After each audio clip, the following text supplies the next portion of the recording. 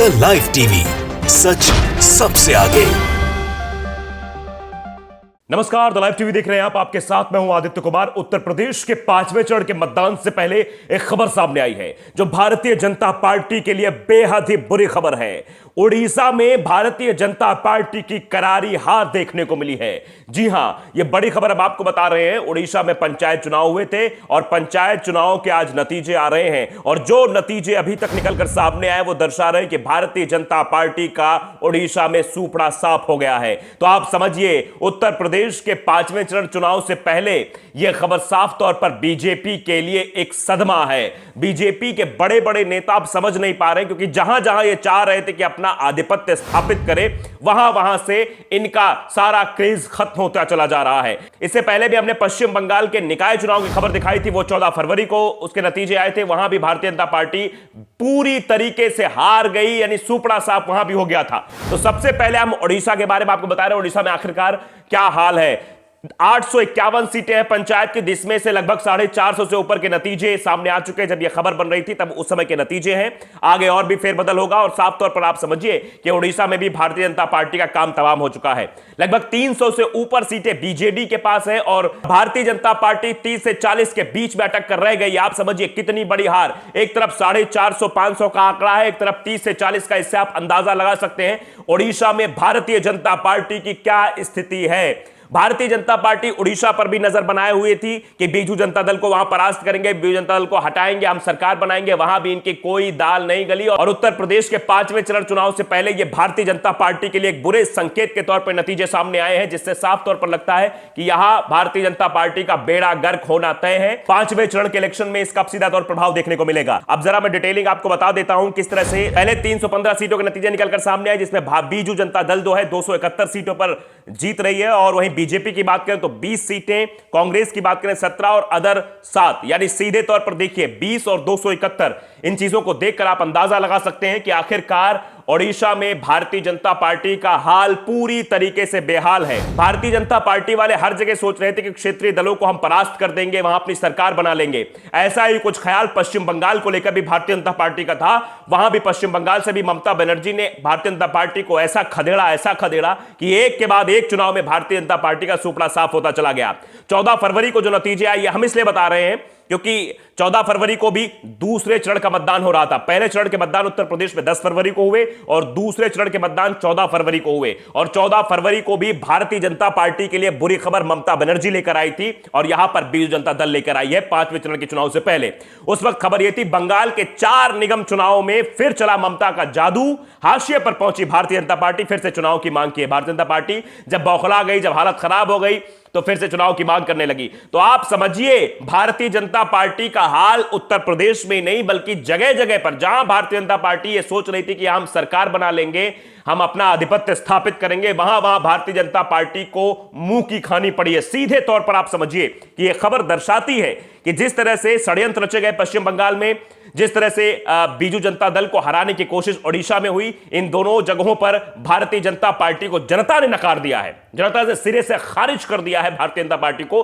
नहीं, आपसे हमें कोई मतलब नहीं है। चाहे वो पंचायत चुनाव हो, चाहे वो बाई इलेक्शंस हो, चाहे वो निगम के चुनाव हो, हर चुनाव में भारतीय जनता पार्टी को मुंह की खानी पड़ रही है। हर राज्य में, सिर्फ एक राज्य का मसला हम नहीं बता रहे हैं आपको। इससे पहले जब महाराष्ट्र में चुनाव हुए थे तो महाराष्ट्र में भी नागपुर, जो गढ़ माना जाता है भारतीय जनता पार्टी का, क्योंकि नागपुर से ही सरकार दिल्ली की चलती है, ऐसा भी कहा जाता है, नागपुर में आरएसएस है और वहां पर भी भारतीय जनता पार्टी बुरी तरीके से हारी थी। निगम चुनाव के नतीजे दर्शा रहे थे कि भारतीय जनता पार्टी का वहां से भी सूपड़ा साफ हुआ था। तो एक एक करके राज्य दर राज्य छोटे छोटे चुनाव में भी जनता अभी ने बिल्कुल पसंद नहीं कर रही है और बड़े चुनाव का हाल तो आप देख ही रहे हैं। उत्तर प्रदेश के जो अभी 4 चरणों के मतदान हुए उसमें भी आपने स्थितियां भारतीय जनता पार्टी की देखी है और जो 5वां चरण होने वाला है इसमें भी भारतीय जनता पार्टी की स्थिति बेहद बुरी नजर आ रही है। तो इससे आप अंदाजा लगा सकते हैं, जो ओडिशा की खबर सामने आ गई, यह भारतीय जनता पार्टी के लिए एक और सबसे बड़ी बुरी खबर है कि भारतीय जनता पार्टी 5वें चरण में क्या खेल करेगी नहीं करेगी, लेकिन ओडिशा में तो भारतीय जनता पार्टी तो समाप्त होती हुई दिखाई दे रही है। तो आप साफ तौर पर देख रहे हैं, इसके पहले भी जब उपचुनाव हुए थे तो उपचुनाव में भी भारतीय जनता पार्टी करारी हार देखने को मिली थी।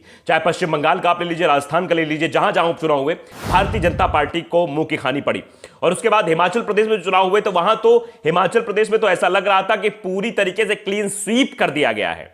भारतीय जनता पार्टी तो खत्म हो गई, कांग्रेस ने उठा के पटक दिया हो ऐसा लग रहा हो, क्योंकि वहां एक लोकसभा सीट और 3 विधानसभा सीटों पर मतदान हुए थे और ये चारों सीटें, एक लोकसभा और 3 विधानसभा, इन पर कांग्रेस ने कब्जा जमा लिया। मंडी लोकसभा सीट थी, इन सीटों पर भारतीय जनता पार्टी बुरी तरीके से हारी, जिसके बाद मुख्यमंत्री को भी सामने आना पड़ा और कहना पड़ा जयराम ठाकुर को कि महंगाई की वजह से हम हार गए हैं। आप समझिए हताशा और निराशा भरे उस समय के वाक्य थे, जिसके बाद महंगाई पर थोड़ी लगाम जरूर लगाई गई। आपको भी सुनाई पड़ा होगा कि उसके बाद पेट्रोल और डीजल के दामों में कटौती हुई।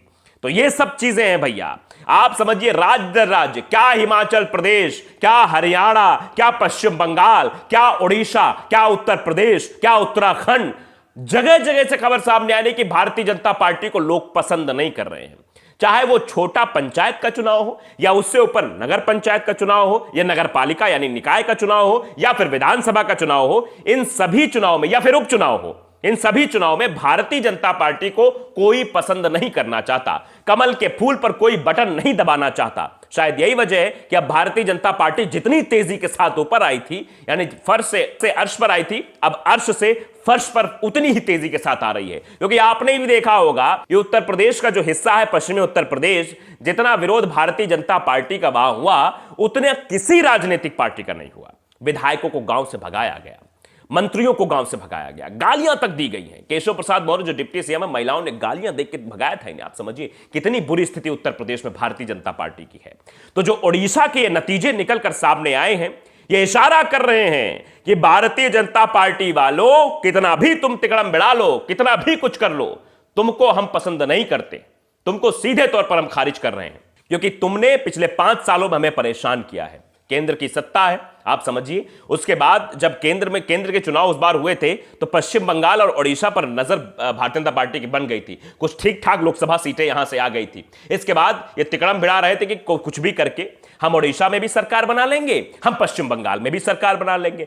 पश्चिम बंगाल से तमाचा लगा 14 फरवरी को और अब ओडिशा से तमाचा लग रहा है आज, यानी कि 26 फरवरी को। तो एक के बाद एक तमाचे पर तमाचे लग रहे हैं भैया भारतीय जनता पार्टी को। लोग विरोध कर रहे हैं, जनता विरोध कर रही है, पसंद नहीं कर रही है। तो इससे आप अंदाजा लगा सकते हैं कि उत्तर प्रदेश ही नहीं बल्कि जहां जहां चुनाव हो रहे हैं, जो भी चुनाव हो रहे हैं, छोटे से लेकर बड़े तक के चुनाव हो रहे हैं, उन सभी चुनाव में जनता भारतीय जनता पार्टी को नापसंद कर रही है, बिल्कुल भी पसंद नहीं कर रही है। मतलब कह रहे हैं कि हम भैया वोट तो भारतीय जनता पार्टी को देंगे ही नहीं, चाहे निगम का चुनाव ले लो, चाहे पंचायत चुनाव ले लो, चाहे जो चुनाव ले लो, हर जगह से भारतीय जनता पार्टी को हम नकारेंगे। तो आप समझिए उत्तर प्रदेश के 5वें चरण के चुनाव से पहले जो ओडिशा से खबर सामने आई है वो चिंता बढ़ाने वाली है। दिल्ली में बैठे बड़े बड़े नेताओं ने ओडिशा की जब यह खबर सुनी होगी, जब देखी होगी कि वहां बुरी तरह हार रहे हैं, तो इनका दिमाग भन्ना गया होगा, चकरगिन्नी की तरह घूमने लगा होगा कि अब क्या करें, क्या तिकड़म भिड़ाएं। ओडिशा भी हाथ से जा रहा है और उत्तर प्रदेश तो जा ही रहा है। अगर कहीं ओडिशा खबर उत्तर प्रदेश के 5वें चरण के चुनाव से पहले आ गई लोगों के जहन में, तो लोग तो कमल पे बटन नहीं दबाएंगे, भारतीय जनता पार्टी को वोट नहीं देंगे। तो आप सीधे तौर पर समझिए कि कितनी बुरी खबर उत्तर प्रदेश के चुनाव के लिहाज से ओडिशा से आ रही है। तो द लाइव टीवी को अगर आपने सब्सक्राइब नहीं किया, सब्सक्राइब जरूर करिए, बेल आइकन दबाइए ताकि सच खबर आप तक पहुंचती रहे। नमस्कार। द लाइव टीवी, सच सबसे आगे।